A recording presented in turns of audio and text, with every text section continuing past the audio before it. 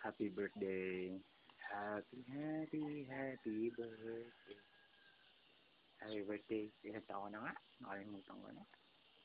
Pero, bago yan, meron akong ginawa para sa'yo. May letter akong ginawa.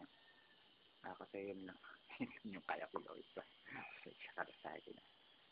Pero, sana magustuhan mo itong letter ko. Kasi hindi ko kaya magana yung on the spot jackpot eh. Kaya gawa na ako letter. So, sayang ka. Kasi hindi mo naman ito mababasa eh. Happy birthday, mahal ko. At tuloy pa rin dapat ang birthday mo kahit di mo ako kasama ngayon.